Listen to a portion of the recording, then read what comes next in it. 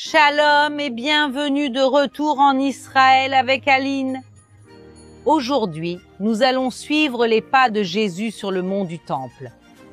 Nous verrons exactement par où il a marché, où il a prêché et même où il a accompli ses miracles.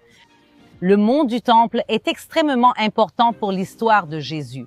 Il y est allé dès son plus jeune âge, alors qu'il n'avait que quelques jours lorsque ses parents l'ont présenté. Et il est resté au mont du Temple à prêcher jusqu'à ses derniers jours avant d'être arrêté, crucifié et ressuscité. Aujourd'hui, nous allons découvrir en profondeur l'histoire de ce lieu et sa connexion avec Jésus. Alors, si vous êtes prêts, commençons.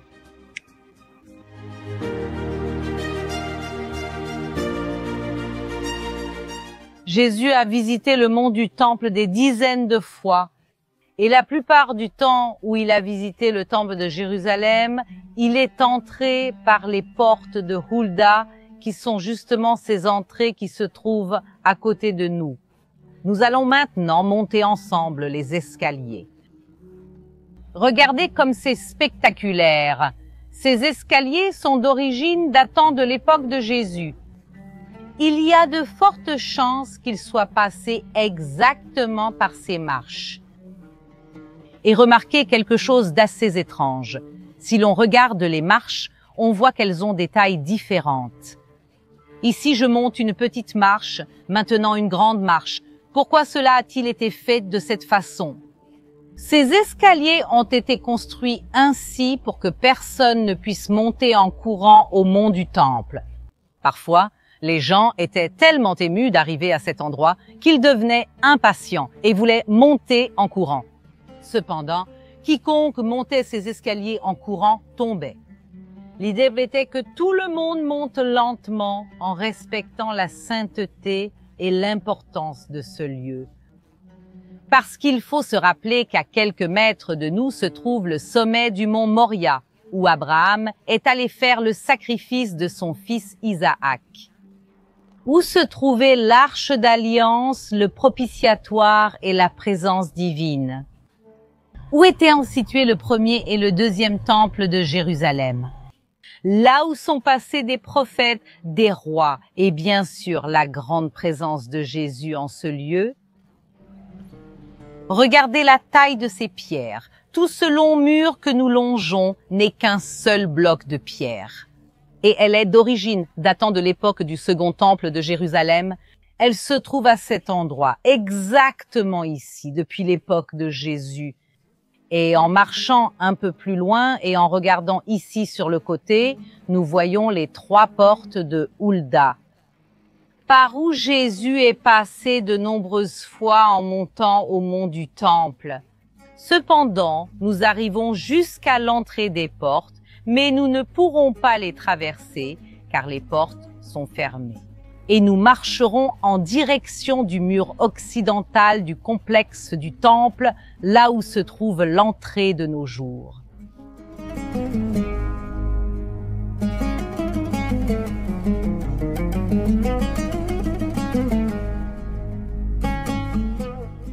Comme nous l'avons vu, les portes de Hulda sont complètement fermées et scellées.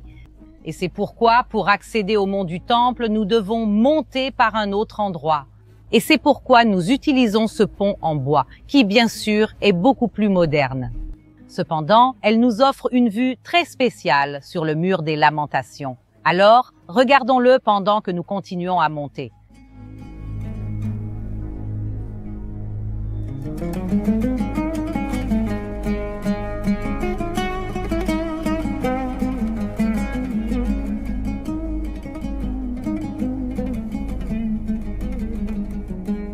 Commençons par la première visite de Jésus au temple de Jérusalem, qui a eu lieu alors qu'il n'avait que 40 jours.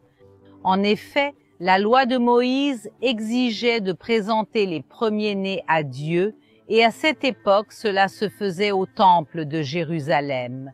Ils y vont juste après la purification de Marie, conformément aussi aux lois du Lévitique. Le temple de Jérusalem était un complexe gigantesque. Il faisait 150 000 mètres carrés, oui, 150 000 mètres carrés. Et ce que nous allons faire aujourd'hui, c'est découvrir les endroits exacts où chaque événement s'est déroulé. Et c'est pourquoi nous continuons notre marche vers le lieu de la présentation de Jésus. Le dôme du rocher, sans aucun doute, est ce qui attire le plus l'attention à cet endroit par sa beauté. Cependant, ce n'est pas le sujet du jour. Aujourd'hui, nous sommes venus découvrir et suivre les pas de Jésus, et c'est pourquoi nous allons dans cette direction.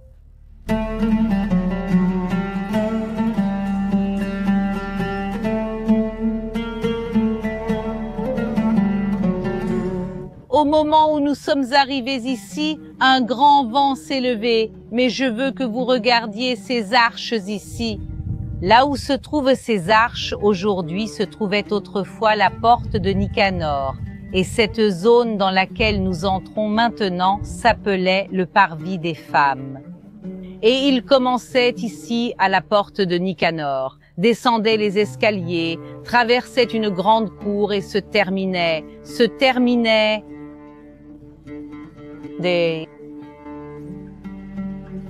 Malgré son nom, cette cour n'était pas réservée uniquement aux femmes, mais c'était la dernière zone où les femmes pouvaient accéder, car après cela, c'était une zone exclusive pour les hommes et les prêtres.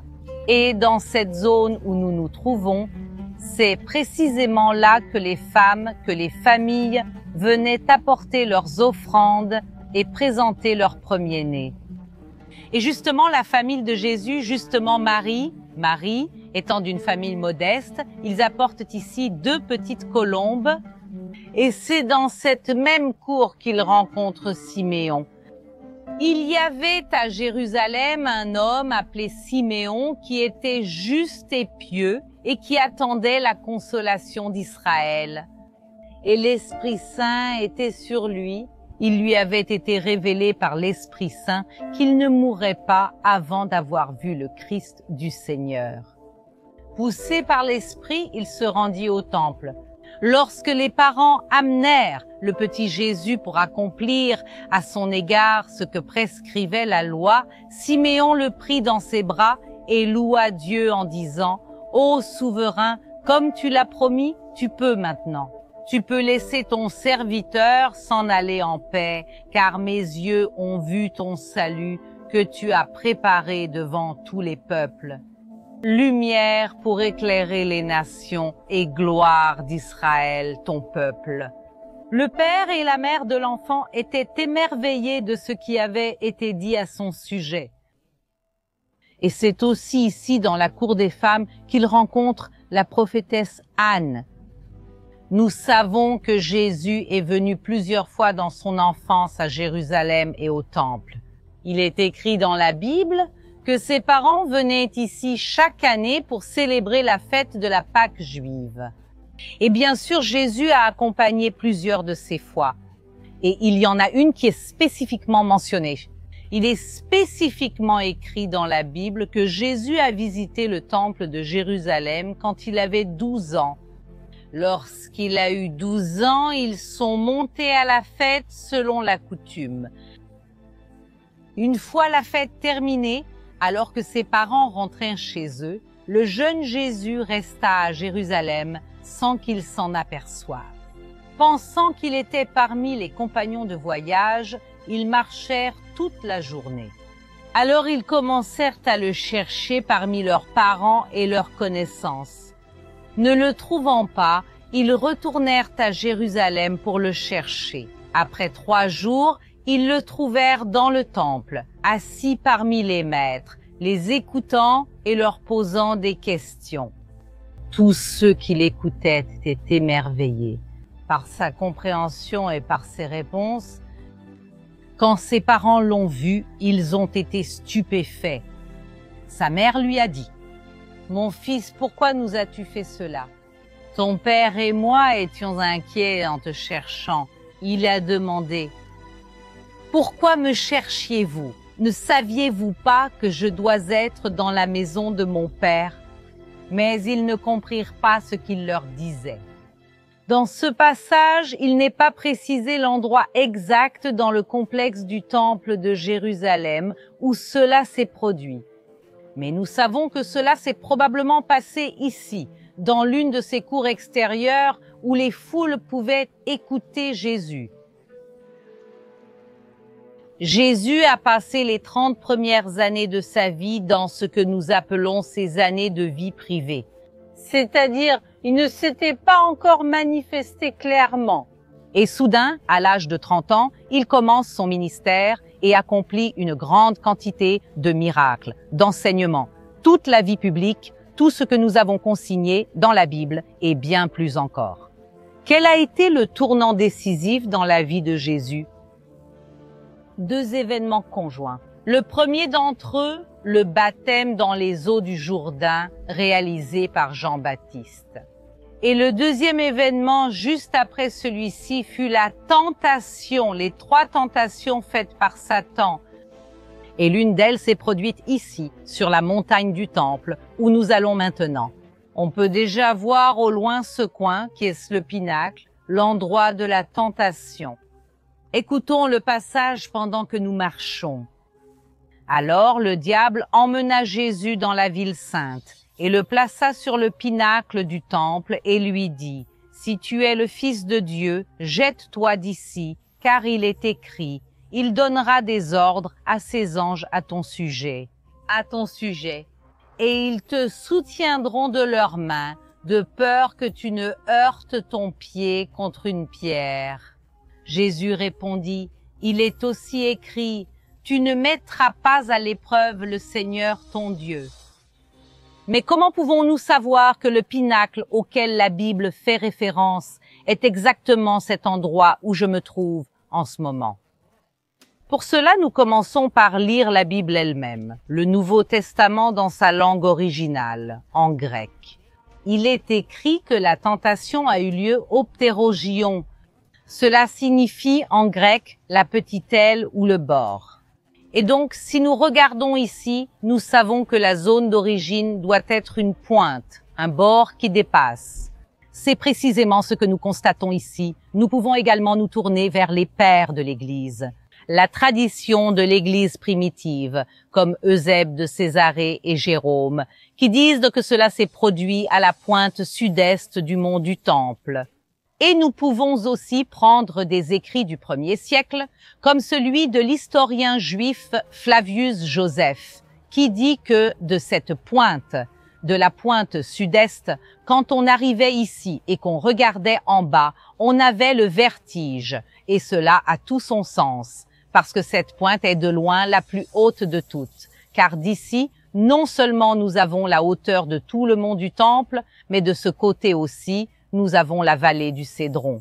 Donc ici, à l'origine, cela menait à un précipice de plus de 40 mètres, une hauteur à laquelle une personne ne survivrait pas.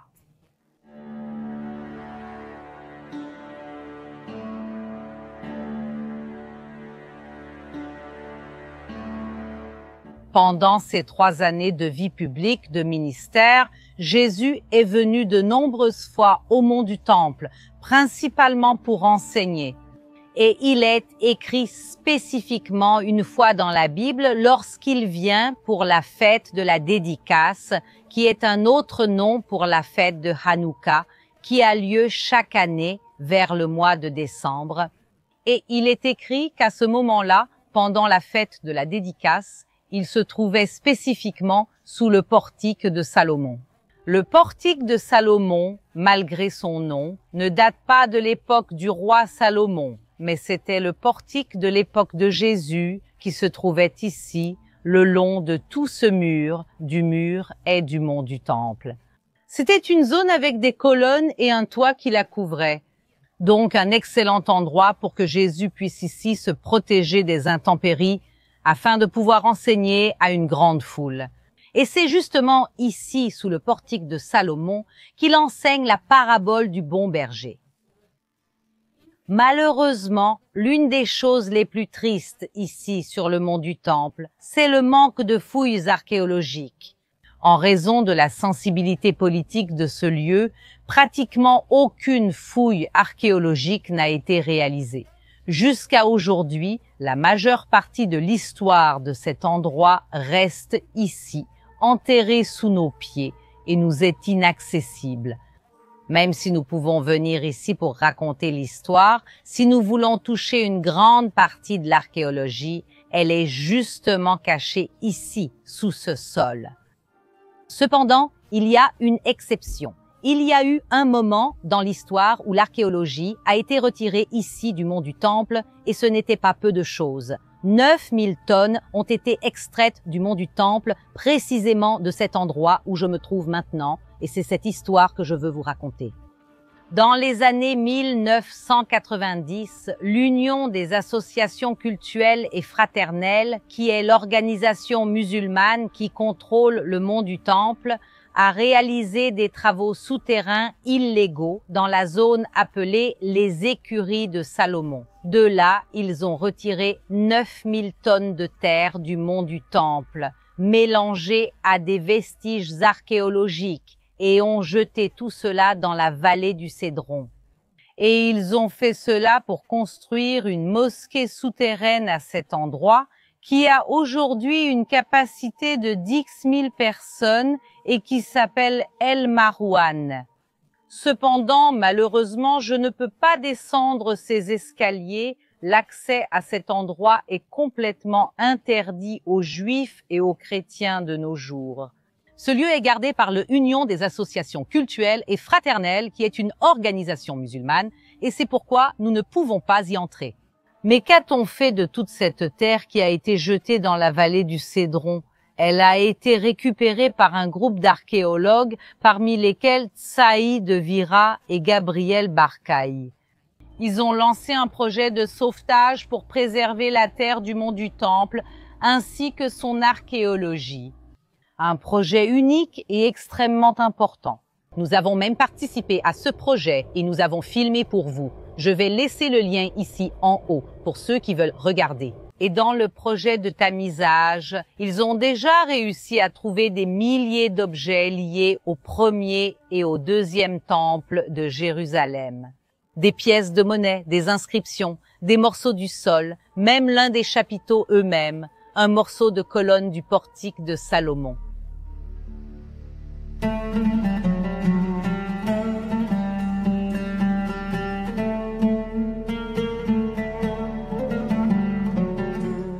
Et maintenant, nous continuons notre promenade le long du mur Est, là où se trouvait le portique de Salomon. Et juste devant nous, nous arriverons à la porte dorée.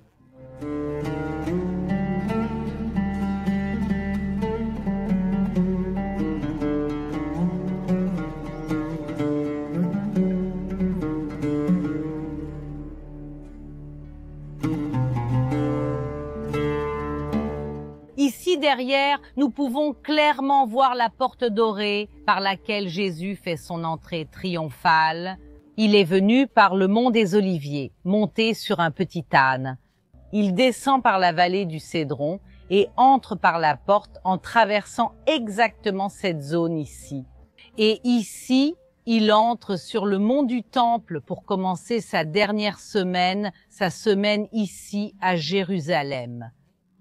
Et quand il entre, quand il est ici sur le mont du Temple, ceux qui le reconnaissent et viennent à lui sont justement les enfants, les personnes les plus pures et innocentes. Et ils le regardent et crient « Hosanna, fils de David ». C'est-à-dire l'entrée triomphale et la reconnaissance de Jésus ont lieu dans cette zone où nous nous trouvons. Et pendant cette dernière semaine de sa vie, qui a été vraiment très mouvementée et tumultueuse, il est écrit plusieurs fois dans la Bible qu'il venait chaque jour ici, au mont du Temple, pour enseigner.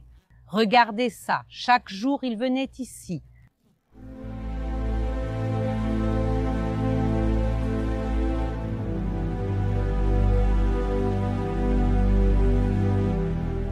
Et tous ces jours où Jésus venait ici, au mont du Temple, son objectif principal était toujours l'enseignement. Et justement, une partie de cet enseignement a eu lieu ici, à côté du trésor. Si vous reconnaissez, nous sommes de retour dans la cour des femmes, et à côté de la cour des femmes se trouvait le trésor, comme vous pouvez le voir sur cette illustration. Jésus s'est assis en face de l'endroit où l'on déposait les offrandes et observait la foule mettre de l'argent dans les troncs. Beaucoup de riches y déposaient de grandes sommes. Puis une pauvre veuve s'est approchée et a mis 2 petites pièces de cuivre de très peu de valeur. Appelant ses disciples, Jésus déclara: « Je vous le dis en vérité, cette pauvre veuve a mis dans le tronc plus que tous les autres. Tous ont donné de leur superflu, mais elle, dans sa pauvreté, a donné tout ce qu'elle possédait pour vivre. » Voyez comment Jésus utilisait les différentes parties du mont du Temple pour ses enseignements. Et ici aussi, à côté du trésor, c'est-à-dire dans cette zone où nous sommes, ce n'était pas la première fois que Jésus enseignait. Quelque temps auparavant, pendant la fête des tabernacles, il était aussi venu ici pour enseigner. Ceci est très bien écrit dans Jean chapitre 8. Cet endroit a beaucoup changé au cours des 2 derniers 1000 ans depuis que Jésus est passé par ici.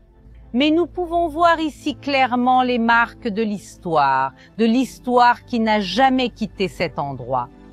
Jésus, après plusieurs jours à enseigner ici sur le mont du Temple, est arrivé à son heure. Ici à Jérusalem, c'est l'endroit où Jésus a été arrêté, condamné, crucifié, mais aussi le lieu de sa résurrection et de son ascension au ciel. L'ascension a eu lieu ici, depuis le mont des Oliviers, que nous pouvons voir de l'autre côté. Et exactement après son ascension, ses disciples retournent où? Au mont du Temple, pour louer. Nous voyons que l'importance de ce lieu ne disparaît pas après le passage de Jésus. Nous voyons le lien entre l'Église primitive et aussi les disciples des apôtres avec ce lieu.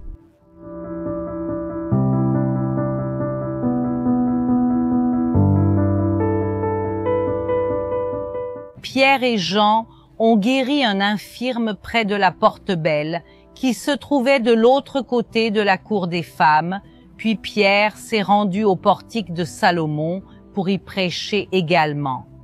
Nous devons comprendre que l'importance du mont du Temple n'a pas pris fin.